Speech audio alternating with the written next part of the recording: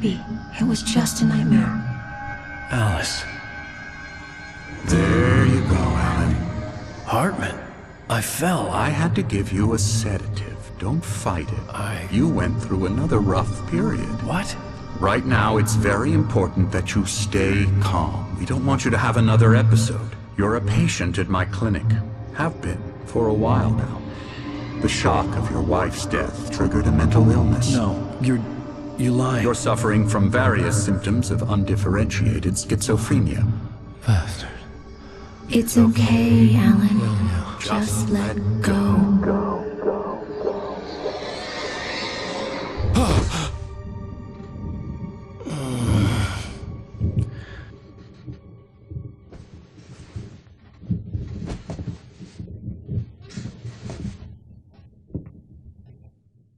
I felt groggy. Whatever Hartman had pumped in me was making me numb. I felt like this was happening to someone else. Someone I was watching on television. I couldn't think. Couldn't focus. There were only empty sheets of paper here. No manuscript pages.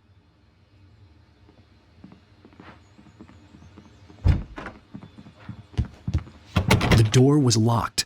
I was a prisoner here. Good evening, Alan. Are we feeling better now? Feeling calm? Yeah. I see you brought your pet gorilla with you. So sure, I'm calm. I get the message. Loud and clear. Why, right. That's the spirit. You're being very brave, Alan. I understand you're confused. I would be more concerned if you weren't suspicious of me. I don't blame you for it. Big of you. Now, why don't you come with me? We'll reacquaint you with my clinic and go over everything you might have forgotten. Little walk and some fresh air? Yes, it will do you good. This corridor is for patients. Most of them aren't here right now. Jack took them out for a fishing trip, except for the ones who are particularly vulnerable, of course. I encourage creativity as a part of the recovery process here at Cauldron Lake Lodge. I specialize in treating artists. I bet you do. Splendid, Alan. I honestly believe we can get this thing under control if we work together. This way, Alan.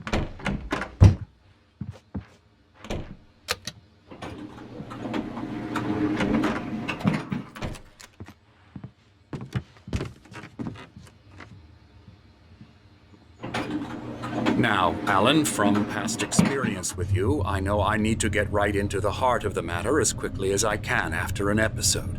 So I'm just going to say this. Alice is dead. No.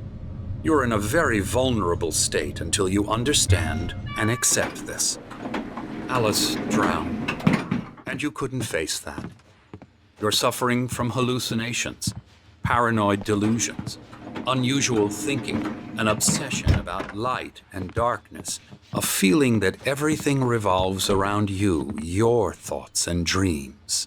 Your mind has constructed an elaborate fantasy scenario in which your writings are affecting reality. She has been kidnapped and supernatural forces of darkness are trying to stop you. We go this way, Alan. I wasn't ready for another shot, so I went along with it. He had to be lying. But under the influence of the drug he had given me, I had to fight not to believe his words. It's all in your head. You've been making it up. Apart from the tragic accident with your wife, no one has been killed. Your delusions are just a manifestation of your subconscious mind trying to protect you from the too painful truth. Unless we fight the fantasy, it will return. I know the instinct is to resist me, but think about it. Doesn't this make far more sense than the insane supernatural conspiracy you have concocted in your mind? You're a skeptic by nature, Alan. We both know this. Everything can be explained logically.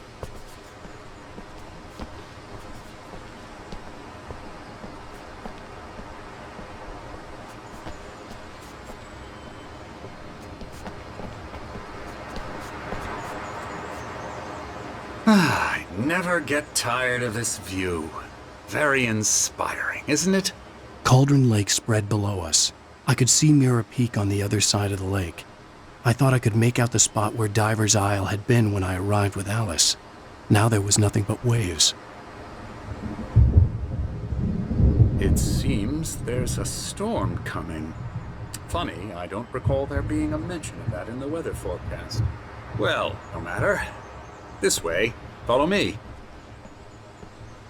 Alan, what I'm telling you is good news. Right now we're in control. Every time you have a relapse, it gets more and more difficult to resurface from the dark depths of your imagination. Not surprising, considering your profession. Imagination is what you work with. After all your nightmares, this should come as an immense relief to you. If it doesn't, why is that? Because I'm lying? Or because you don't want to admit that you're not well? It's very natural for you to think of me as your enemy. It's part of the illness. I let him talk. Hartman obviously loved his own voice. His words echoed madly inside my head. I dug my nails into the palms of my hands to stay focused. You need to work with me. Once you accept that, we can begin the journey towards your recovery. Come along. Let's go inside.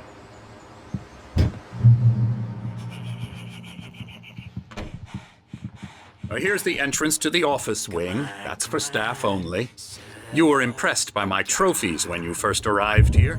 I do love to hunt. The great outdoors, man versus nature. It's wonderful stuff. Pretty damn wonderful, yeah. Scary, scary, scary.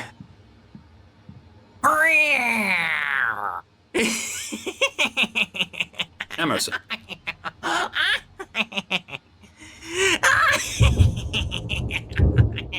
I'm a real bad dream, mister. You should be afraid of me. Don't want to run into me in the night, that's for sure. Please, Emerson. Mr. Wake is confused enough as it is. Yeah, you'd like me to go away so you won't be scared. But you can't just decide what kind of dream you have or when you have it. Emerson. Okay, sorry. Ew. That's Emerson. We're actually making some progress with him, I'm happy to say. He works on video games. Ooh, yeah. It's trash, of course, but it does involve some small creative effort, which makes him receptive to my therapeutic methods. No kidding.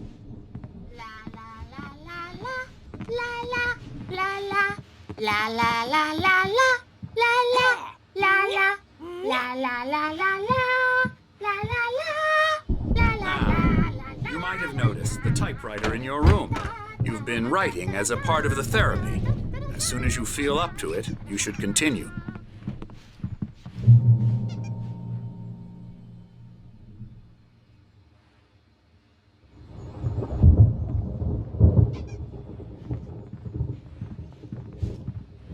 My rheumatism's killing me. There's a storm coming. Oh, what a storm. I hope it wipes this place off the face of the earth.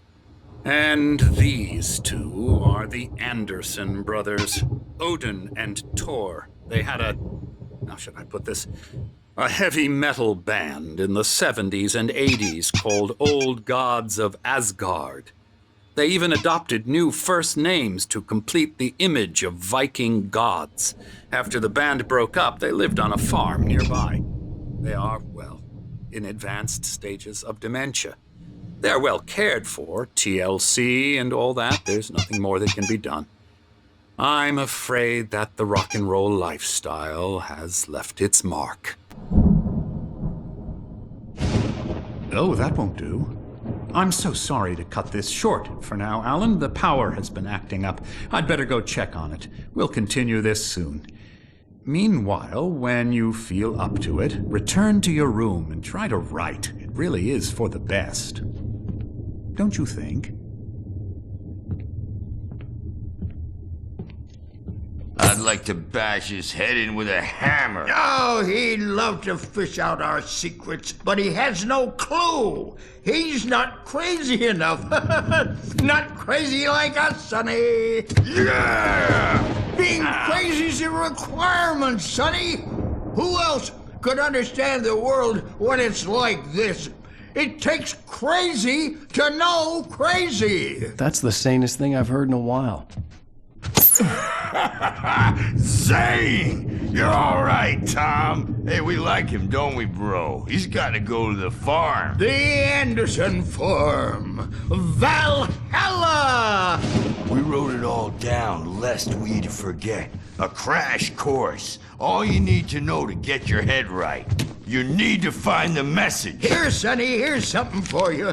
Gave me a rash, but I kept it safe from these bastards.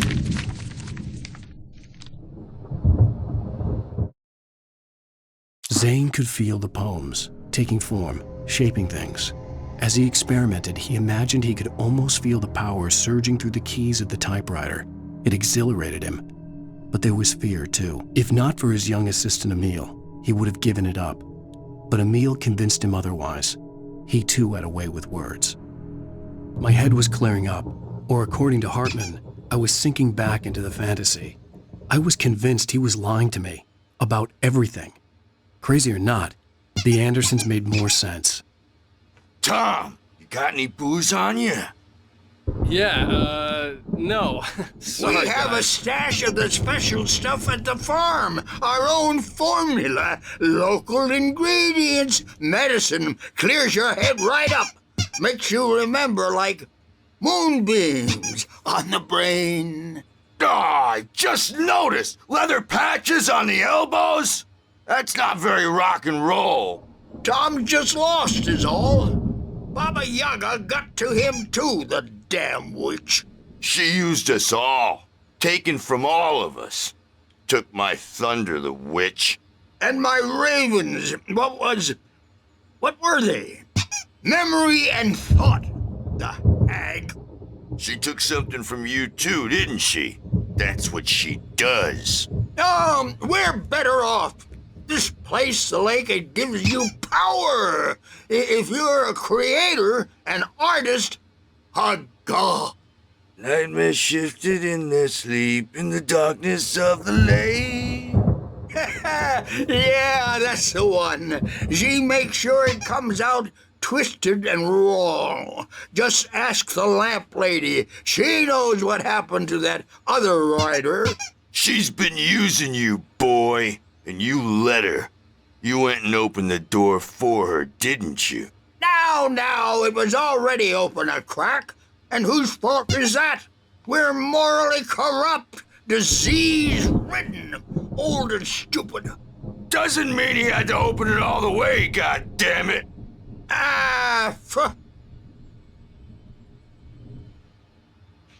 So tired. Built the farm close to the lake. A place of power. We had parties there, man.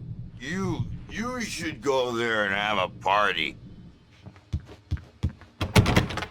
That Bob Balder threw the amp through the window.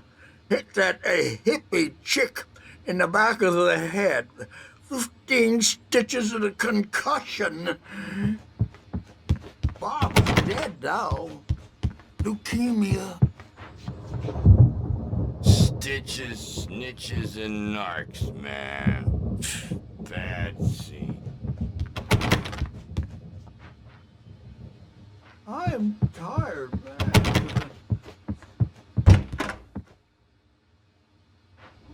I'm a bad dream, and you can't wake up. You can't hurt a nightmare because all dreams are only imagination. They're only in your head, and they're not there when you wake up.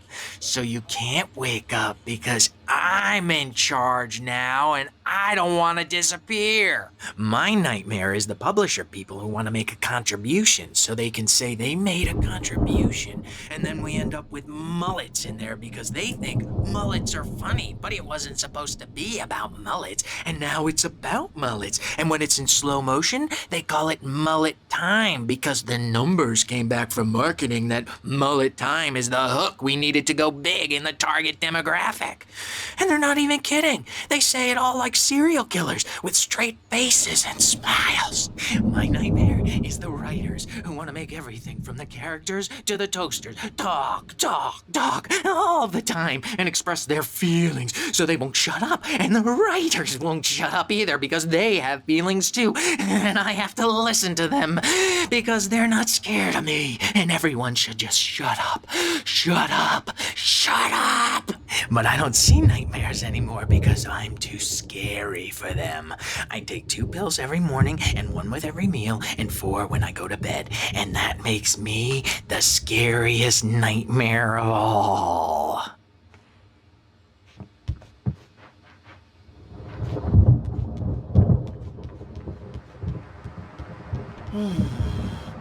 Oh, hello.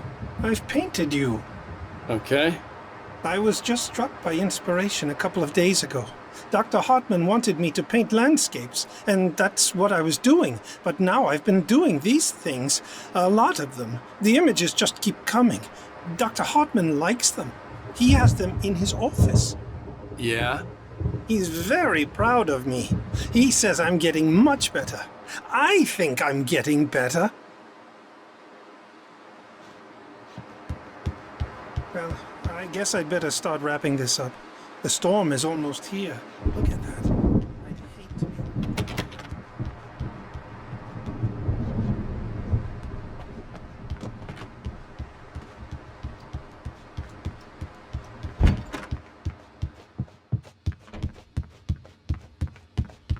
Hey, Wake, why don't you humor Dr. Hartman and give the writing a shot, huh? The typewriter's in your room. You can get to your room by those stairs, Wake. The doors were locked. Hartman and the nurses would have keys, but there was no way to get my hands on them.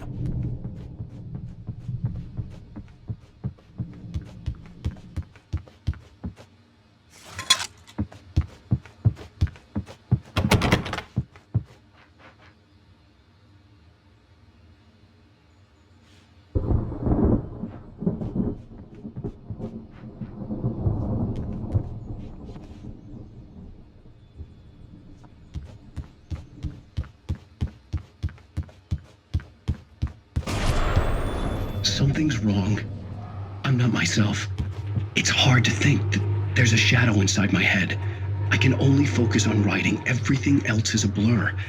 I'm trapped in this cabin, have been for days, but it's always dark outside. My editor is real. I saw her again. She's not human. It's not human. A dark presence is wearing the old woman's face. She was covered in clinging shadows. There's a hole in her chest where her heart should be. I think I've made a horrible mistake. I don't think I'm any closer to saving Alice. It's been lying to me, using me to get the story it wants, and the story will come true.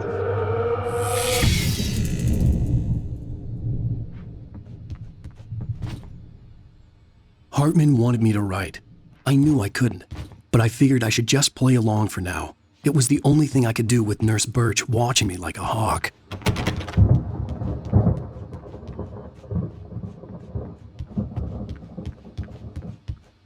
Hartman had mentioned that the power had been acting up. Maybe that was the reason for the generator and the work light on the balcony.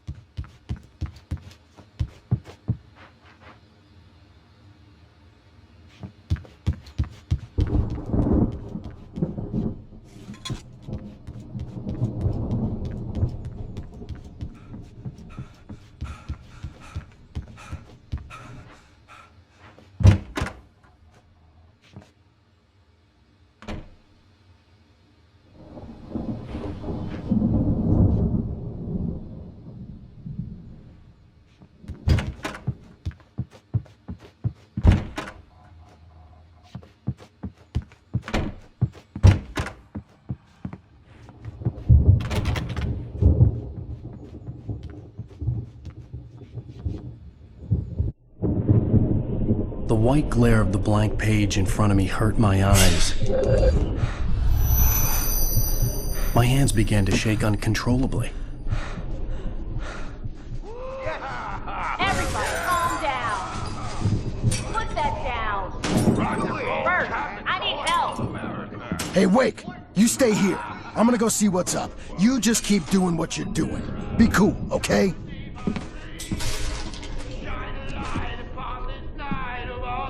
didn't know what the chaos was all about, but it could be my only chance of getting out of here. Where the hell did he get a damn hammer?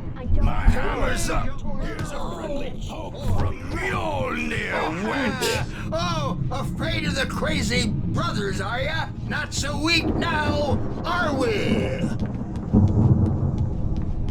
Well, things are unraveling fast, aren't they? Hartman kept talking, giving Barry the grand tour, clearly proud of the place. He went on and on about his hunting trophies, and Barry was impressed. But he was here on business. He raised his voice, cut through the monologue. "Hey, Hartman, where's Al?" Hartman stopped in mid-sentence, annoyed at the interruption. He nodded at the hulking orderly standing nearby. The man smiled and clapped a practiced hand on Barry's shoulder.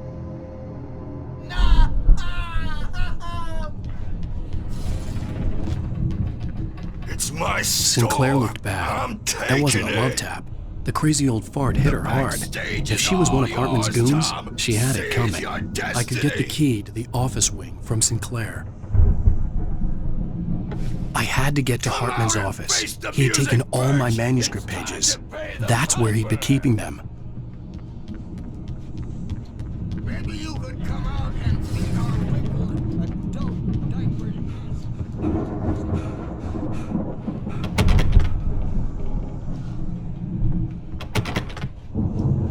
You think we haven't seen punks like you before? Mortal name.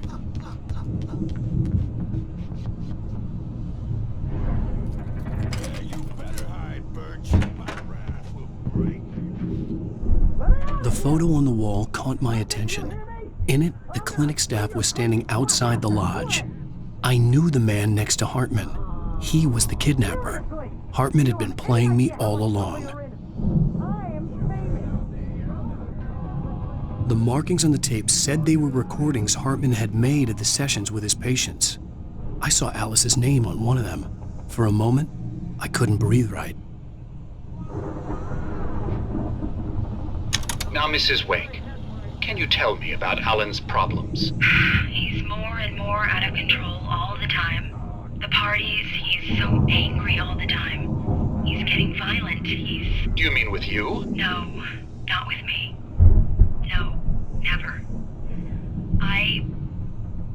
Sometimes I almost wish Alan would take a swing at me, because at least that'd lead to a conversation he couldn't just march out of. But no. Alan doesn't really sleep. And the work, well, he's not writing at all.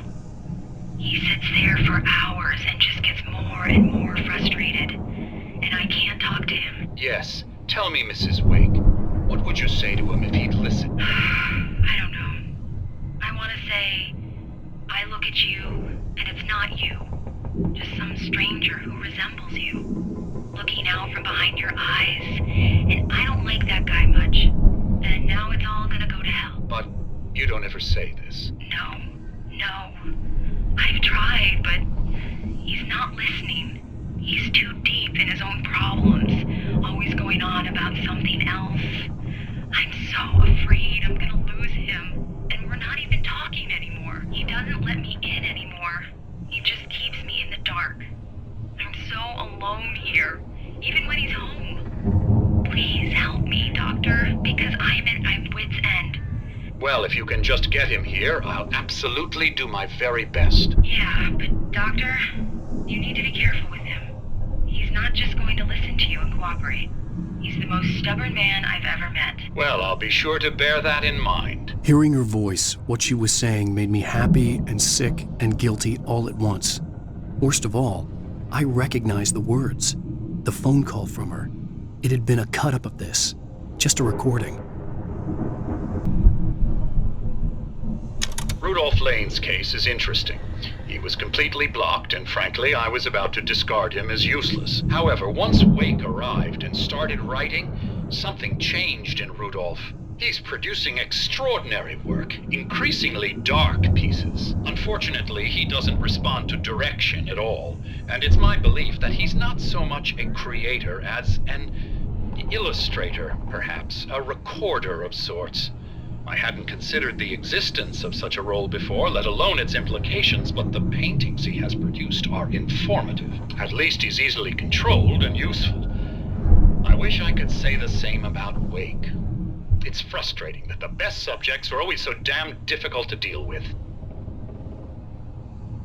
I'm buying that. I was tailing Wheeler, and this is the only place he could have gone. That means Wake is probably there too. Agent Nightingale, this is private property, and I will not allow you to disturb my patients. Yeah? I can get a warrant. How would your fragile little patients like that? Oh, I'm thoroughly intimidated by your mighty authority now, Agent. Listen, you smug snob. How would you like it if I busted through this gate and knocked you around a little? Agent Nightingale, first of all, I'm recording this conversation, so you might want to watch what you say. Secondly, you're not dealing with a hick now. I know the law, and if you can get a judge to grant a warrant, I'll be glad to cooperate. But you won't get one. Be advised that any further communications with me are to be made through my lawyer. I don't believe this. Good day, Agent. Yeah.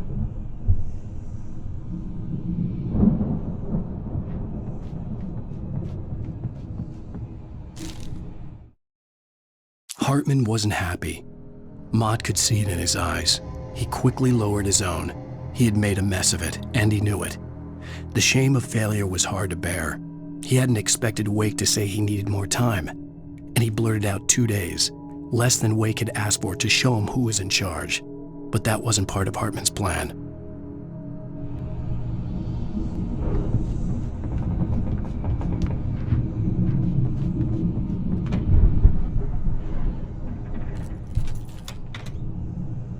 Barry? Ow! About time! Barry, man, am I glad to see you. We need to get to Hartman's office. It's right next door. You okay? Yeah. I mean, no! The cops found me at Rose's trailer, but they didn't hassle me too much. I'm obviously a victim in this, and I demanded to be treated as such. Or else I'd sue their asses. Speaking of asses, that Fed gave me a real hard time, but I had no clue where you were. That guy's crazy, Al. But he let me go, and then I get a call from Hartman, that son of a bitch, who tells me you're here and I should come pick you up, but when I got here, 2 goons clobbered me and stuck me in there. What's with the cutout? I stole it from the diner to piss off Rose after what she did to us. That'll teach her. Yeah, that's a harsh punishment. Come on, pal, we gotta get going.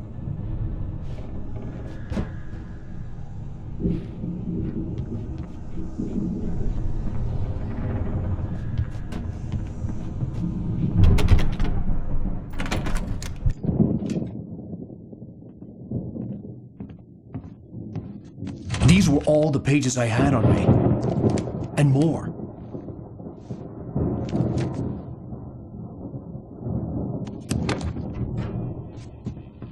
Alan, please. You're sliding back into the... Tell me one more lie and I'll shoot you in the face. Ah, well, it was worth a shot. Really, Wake, come on. Let's work together on this. You have no idea... Hartman, shut up! Barry, get out of here. I'll catch up with you. Get a car. Oh, Al, let's just... Go! Wake, listen to me.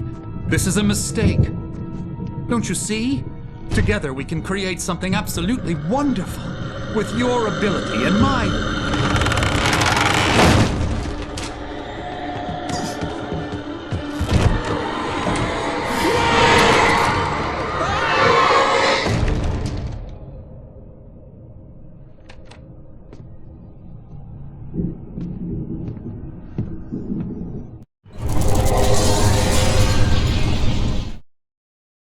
Hartman followed the fall of Alan Wake with his binoculars.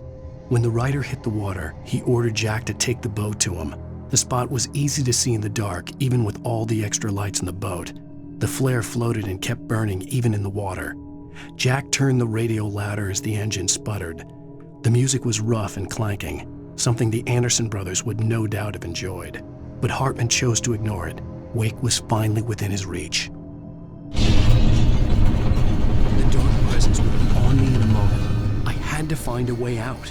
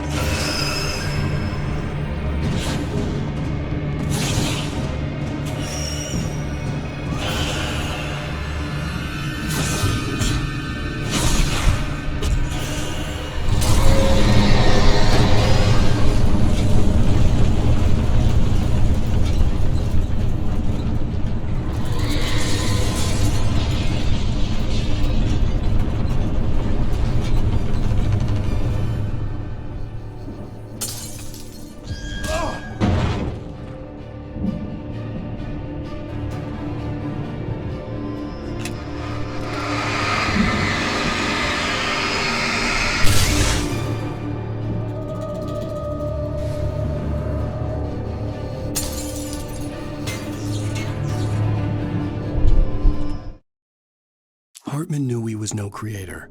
He had no ambitions on that front, and he certainly didn't want to end up like every artist he had worked with here, damaged in ways that were hard to describe, or worse. It was enough for Hartman to maintain creative control and provide direction, to be a producer. That was what most of these people were in need of anyway. Of course, suitable subjects were few and far in between.